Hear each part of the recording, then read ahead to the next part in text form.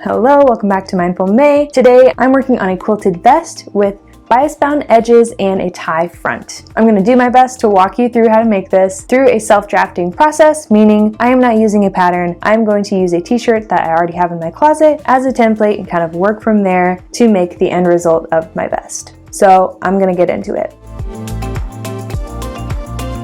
Basically for this vest, we need 3 panels. We've got our back panel and our 2 front panels. When I did my first draft of this, I thought that basically you could just make a coat without the sleeves, and that is untrue. Unless you want more of a boxy and really full coverage effect, then you're going to want to trim down the shoulder width and the front curves. Personally, this is just something that I liked a little bit more to feel a little more roomy and then have the space to layer it over things. So with that said, let's get into the materials we'll need.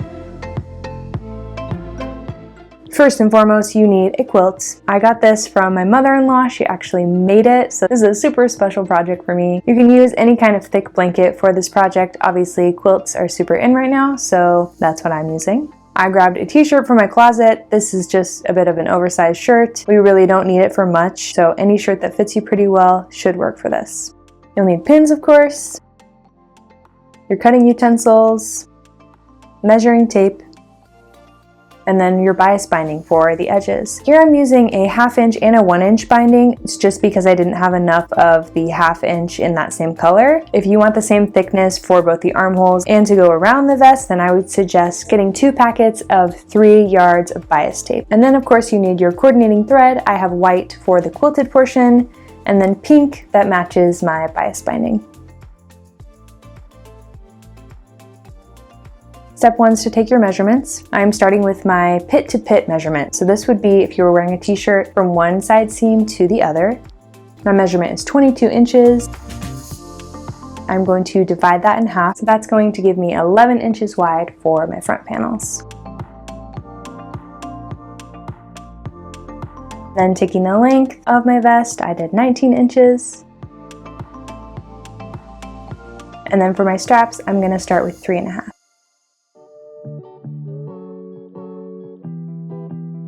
Next step is to cut the pieces. I'm going to lay my shirt down on my fabric, fold the sleeve under. You could also use a tank top that has wide straps if that's easier. I'm going to fold up the bottom so I've got my 19 inches long. And then I'm folding in the shoulder until I've got 3.5 inches for my strap. So I'm only going to make 3 cuts here. I'm going to cut up the side seam. I'm going to trace the armhole. And then I'm going to cut 3.5 inches across for my strap.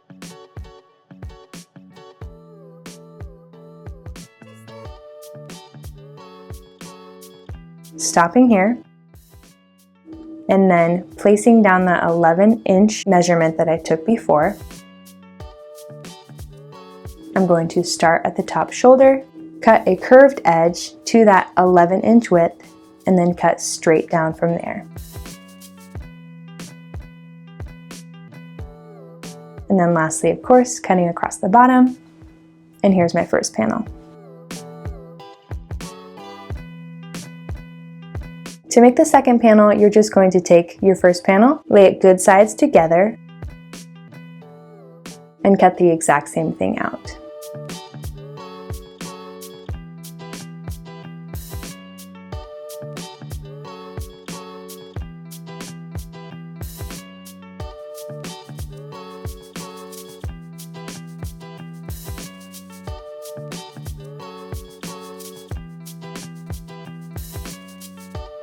For my back panel, I did something kind of funny, but I have 2 reasons why. I overlapped the 2 panels by 3 inches and added an inch on each side for the back panel. I did this because I didn't want my back panel to be extremely wide and have a really boxy feel, but I did want to have the armholes be a little bit bigger to give a more roomy look, and so I could layer it over things, and it's just the look that I was going for. The second reason I overlapped the front two panels was that I wanted my back neckline to be small. I didn't want my panels to be wide apart and have a really wide back neckline, more of a boat neckline. So I placed those panels a little closer together, which made my back panel smaller, therefore making my back neckline a little smaller as well. To cut the neckline, I just went from one shoulder and made a small half circle to the other shoulder, and then continued my cuts, not forgetting to add the 1 inch onto the other side seam. Because I have a serger, I'm going to take this to my serger and finish up the side seams and the shoulder seams. If you don't have a serger, use the zigzag setting on your machine to finish up these seams, which just makes it a little more cozy when you're wearing it.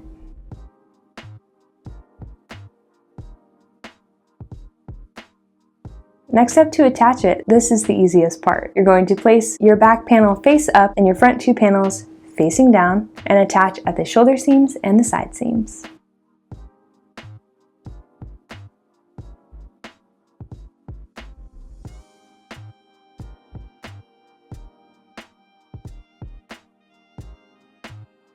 There's the notorious pinto bean. I'm going to take this to the machine and sew them all together. Always starting with a forward and back stitch to stabilize your stitch. You'll sew down the shoulder seam and finish it with a forward and back stitch. You'll do the same thing for both shoulder seams and both side seams. I'm doing my first try on of the vest and it's feeling a little too boxy for me, so I decided to take 1 inch off of the armhole, and this is the entire circumference of the armhole. My chalk wasn't really working, so I just pinned in place 1 inch around the entire armhole and then shaved that off. I also took 1 inch off of the neckline, just starting from the shoulder and going to, again, the widest point.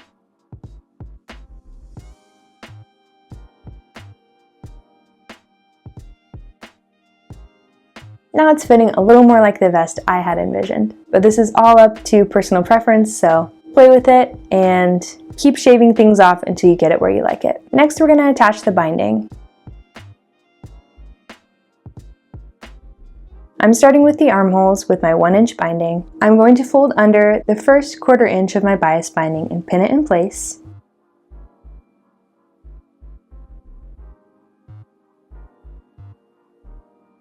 And then pin all the way around the armhole. With this 1 inch binding, I am just going to sew one seam that will attach my front and back folds over the raw edge. Later on, I'm going to use a 2-step binding for the remainder of the vest.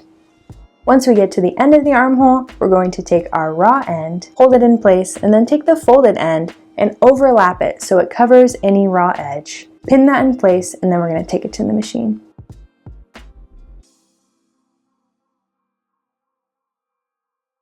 Time to change out for my pink thread, and we're going to sew this on starting at the very bottom armpit seam, sewing as close to the edge as you can. If you're using a 1 inch binding, making sure that you're catching both sides of the binding and finishing it off with a forward and back stitch. Then adding the remainder of the binding, we take the right side of the binding. I'm going to pin it to the inside of my vest, starting at the back center neck. If you've never attached binding before, I'd suggest watching a video on it, or else the bias binding packet you purchased might have instructions inside. But this is step 1 done. I have sewed it to the inside of my vest all the way around, and this is when I realized that I have missed the step. I wanted to add some tie straps, so I took the remainder of my binding, probably about 20 inches that I have left, cut it in half, and I'm going to make some tie straps with it. You could certainly make your straps longer, this is just all I had left. I'm going to undo my fold it in half with the right sides together, and sew a seam down the end. Once we do this, we now have this beautiful little cap at the end of our tie, and then I'm just going to sew a line down the end to enclose the fold.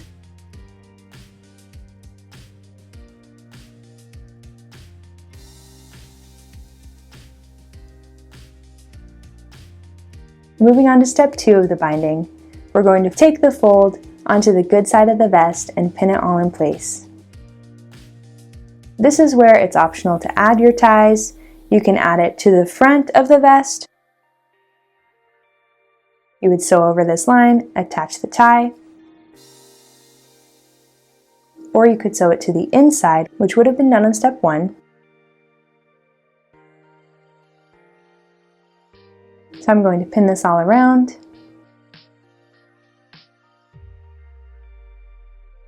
I decided a little later that I wanted the ties to come from the inside of the vest. This was just, again, a personal preference, but because I didn't do it on step 1, I just had to go back and seam rip a few stitches out and add my ties to the inside of my vest. I'm going to pin them in place here, just re-sew that real quick, and then move on to step 2 of my binding.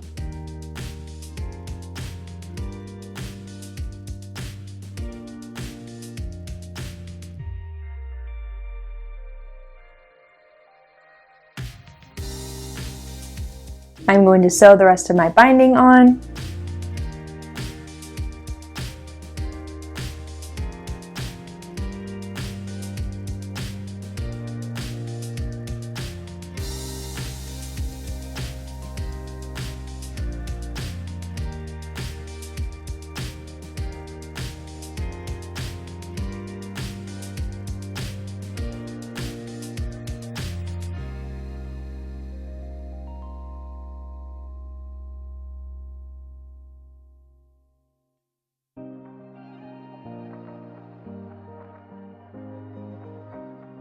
Always finishing it up with a forward and back stitch.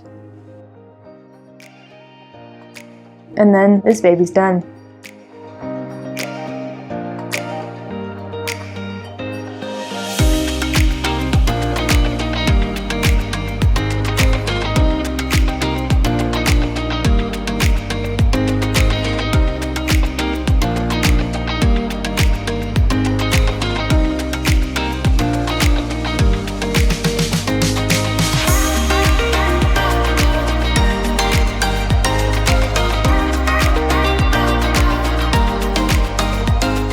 I'm super stoked about my quilted vest. I am transitioning from quilted coats to quilted vests, and I think it's going to be a super cute and fun layering piece over a slip dress or just jeans and a white tank top. I'm really excited. Thanks so much as always for clicking on this video. It helps my channel grow and I really appreciate it. If you want to take a step farther, please like the video if you liked it, comment if you want, subscribe if you haven't, and I'll see you for the next one. Cheers.